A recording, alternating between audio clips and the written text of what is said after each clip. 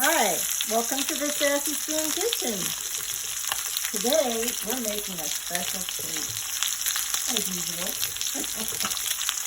This is a Mexican specialty that you probably haven't had unless you've really been deep into Mexico. It's called birria. Birria is something quite special. Today we're making the beef version. Originally, in the 1700s, when it first started, it originated with goat meat, and I'll tell you the whole story in a minute. But right now, I'm browning off these beef shanks, and we're going to do this in the instant pot, but it's really great to do it in the crock pot or slow cooker, just as well. I'm going to turn this a little bit. We're just going to brown this off a little bit. It doesn't need to brown off a lot. You can also do it using a chuck roast and put some beef bones in it to richen the flavor. Let me down just a little bit. You can also do it with chicken or pork. It's called California style if you do it with pork for some reason. Anyway, it's a really great meal, and you actually serve it with tacos, or make tacos with it, depending on what you're doing. Today we're going to make little tacos with it. They're actually called queso tacos, so you'll have mostly cheese and a little bit of meat. Birria originated in Jalisco, in the city of Cocula, and it actually is translated as exquisite savory dish. But it's kind of a soup or a stew. And then you make tacos with the meat that is in it. I'm going to turn that down now. During the end of the Conquistadors, around the end of the 16th century, there's a cultural exchange between the Spanish and Mexicans, and they started to change the way they were living and eating. And it gave birth to new foods and flavors in Mexico and traditions. The Conquistadors introduced exotic spices and new animals that had never been seen on this side of the Atlantic. And that changed this cuisine forever. One of those animals was a goat, also pigs and chickens and beef. Well, they liked the pigs and the chickens and the cattle, but they didn't so much like the goats. The goats kind of took over. They didn't have fences back then, and they ate everything. And they bred like crazy. So anyway, they tried to figure out something to do with these goats, and they tried to cook them, but the goats were really gamey in flavor. And so this dish was born eventually, using lots of chilies and spices and slow cooking. And it became a favorite eventually over time. And that's how it began. So anyway, we're going to use beef instead of goat. But I have had it with goat before, and it's pretty good. Anyway, so stand by, and we're going to start on the other side of the kitchen using the Instant Pot. Welcome back. Here we are. Now, as I said before, you can do this in an Instant Pot, which is really easy.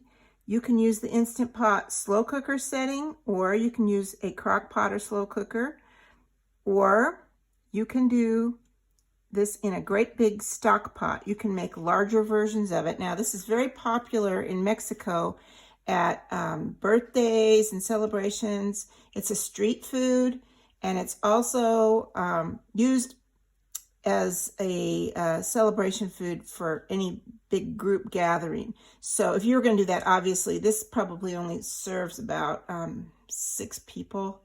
So you wouldn't be doing this in such a small quantity. You could use one of those great big roasters if you're going to have a big party. You know, those kind you buy, like they're about this big for like turkeys and stuff. Or you could use a big stock pot if you wanted to get that much. You would then buy, obviously, a lot more meat. You could triple this recipe easily. Now, I think I said before, you can use chicken, You can use pork. You can use goat or lamb to do this. Now what you're going to end up with is a bunch of shredded meat and a beautiful thick consommé. And the consommé is going to be something sort of like a French dip. And you make these tacos and then you dip them into the consommé. And there's condiments also of cilantro and sometimes cabbage, always onions, sometimes green onions also that you put into the consommé. And then you make this taco with some of the shredded meat, sometimes not, and queso, different kinds of cheeses. So you fry those in the meat that's left over, the fat from the meat that's left over. Now what's nice is to have these bones in here that have marrow in them, because that's going to render out and come up to the top. And we're going to strain all that out and use that to fry the tacos in. It's so delicious. So anyway, this is basically, once you have everything mise en place, we're just going to dump it all in. So first of all, I put all the meat back into this pot. And now we're just going to put all the spices in and the aromatics. And remember, as I told you before, the Conquistadors came with all these exotic spices from all over the West Indies that they had gathered, and they introduced them to the Mexicans. So these spices became traditional in Mexico, but they weren't ever used before. And their diet was much simpler before the Conquistadors came. So that was one of the good things they brought with them. And we're going to introduce those things into this pot. So what we're going to do is put one whole garlic, and I just cut the top off of it. We will remove this from the soup at the end. And another thing we're going to remove are two leaves, bay leaves. You always want to remove bay leaves because they have a stem that never softens.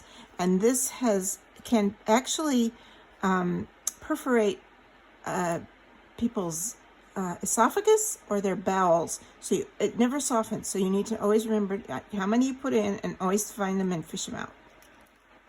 The little tidbit. We're going to start off with about a tablespoon of salt. And I know how much that is with my fingers. This is pink Himalayan salt. All right, then our seasonings. We have cloves, Ceylon cinnamon, and that's the mildest form of cinnamon. We have cumin, ground cumin.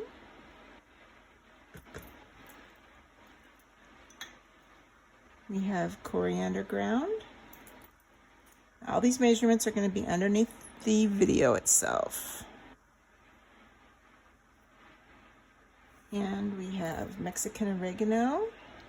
If you've watched any of my videos before, you know I take the oregano and I do this. Now, it's especially important in this dish because I'm not putting this through a food processor. We really want to warm it up and spread it through the dish. And this one you're going to be a little surprised at. This is espresso powder. And I like it because this is the Mexican ingredient, chocolate. Oh, not chocolate, coffee. So the coffee did grow in Mexico.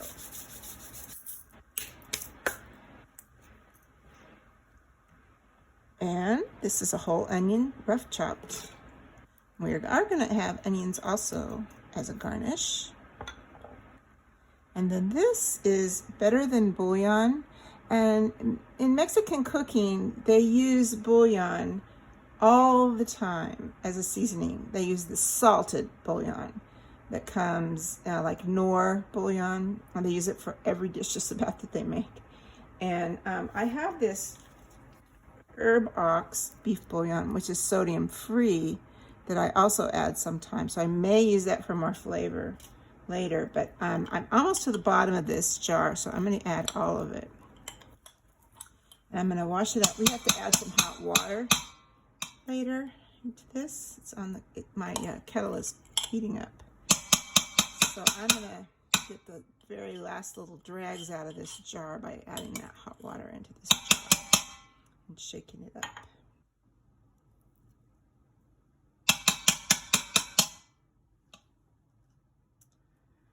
And then, other than the herbs, we just have to add about half a cup of vinegar. Now, generally, it asks for white vinegar, but I made some pickled onions last week, and I have the reserved pickling liquid, which was red wine vinegar with a little sugar in it. And so I'm going to add that instead of the white vinegar. I'll stir it up. The sugar won't hurt. There's not that much in there.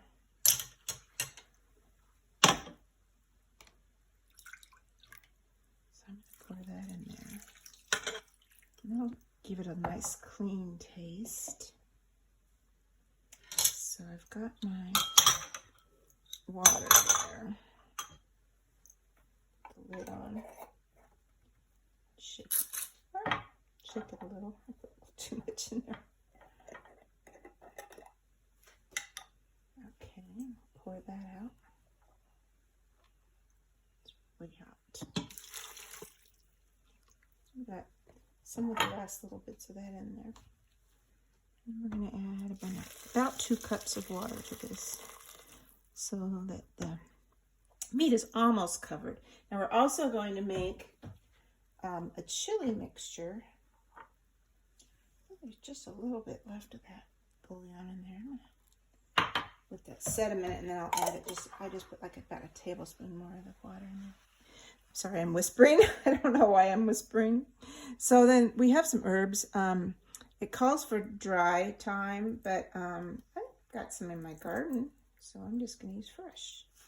And the very short stems are fine, but the longer stems, we're just going to pull it off.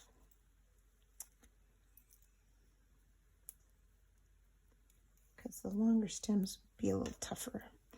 And I ended up with a little piece of parsley that's growing next to my thyme. I'm just going to kind of pull it apart. It won't hurt anything to have that in there. This is one of the things that just grows like crazy here, and it grows all through the winter. So I have tons of it. My plant is only 2 years old, and it's about almost 2 feet tall. I was so shocked the first winter that it kept growing.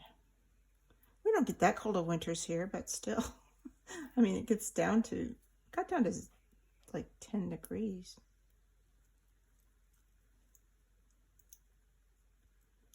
Not very much else lived. Catnip also lived through the winter. And my chives.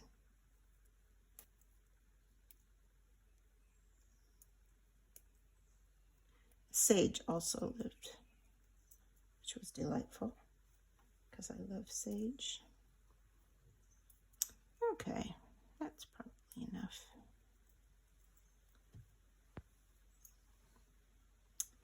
All right, so that's all for that. Now I'm going to move you over to the chilies. Okay, here's the chili station. Now, this recipe can vary quite a lot too. Depends on what you have on hand and what kind of chilies you like. I buy these chili powders, which make it a lot easier. This is a New Mexico red chili powder, and I will link this in the recipes at the bottom. It's on my Amazon page, and this is delicious, and it's so fragrant and just flavorful. It's not very spicy. It has a little bit of a kick. And I use this in my chili, and I use it for making all kinds of sauces. And this is a ancho chili powder, which has a smokier, deeper taste to it. And this comes from a San Antonio company. It's just delicious too. And this makes making sauces and flavor and things like this really, really easy. And then I have here some dried chilies, which is what those came from.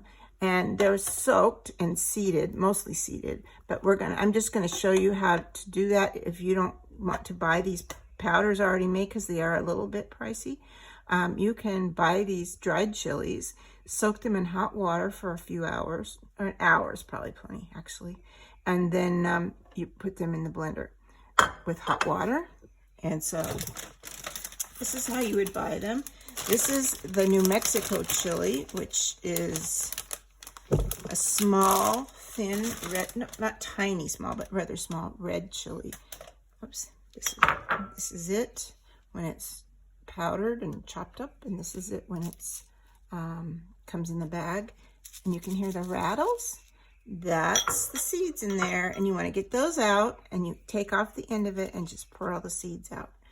And you can tell when chilies are rather fresh because they're supple and soft. So this is a Guajillo chili, and this brown brand you can usually find in grocery stores, Birria, and it's a company out of Florida. And I know like Publix has it, and we also have it in a lot of other stores up here in North Carolina, and you probably can find it other places too. So you take off this stem end and pour out the seeds. And again, it's supple. It's not brittle and falling apart. And they usually have about 7 or 8 different kinds of chilies, and some of them are very spicy. Neither one of these two are spicy. So this is the Guajillo chili in here. And we're just going to put it all down in there. It still has some of the liquid in it. We're going to put more liquid because we are going to make this into a sauce that's going to go into our soup. Okay, so here, have you ever bought Chipotle chilies in a can? Well, of course, you rarely need to use the whole can. So this is Chipotle chilies in adobo. And I do have a recipe on how to make your own adobo. If you look in my files, there's how to make adobo and how to make, I can't remember what I made with it. Anyway, there's an adobo sauce recipe.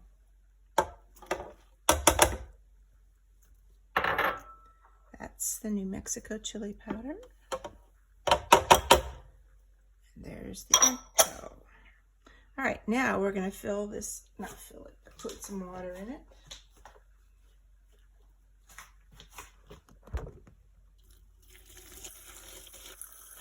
So it'll make a nice sauce. That's up to the 4-cup level, but it's got a lot of chilies in there too. It's about 2 cups of water. All right. It's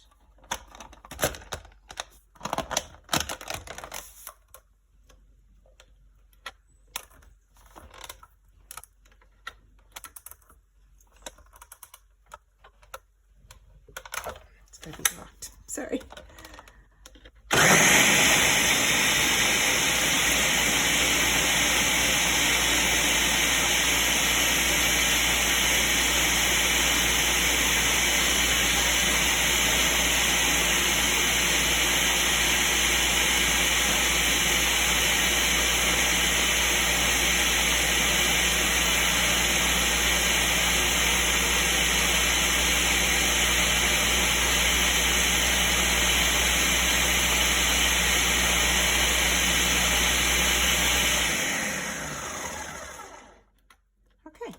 Now I'm going to let that kind of go down in there. While this is pureed quite nicely with this blender, we're still going to strain it because there may be some seeds in there and also the skins of those chilies. So we'll take it over to the pot and we'll strain it directly into the pot, and then we'll be ready to cook.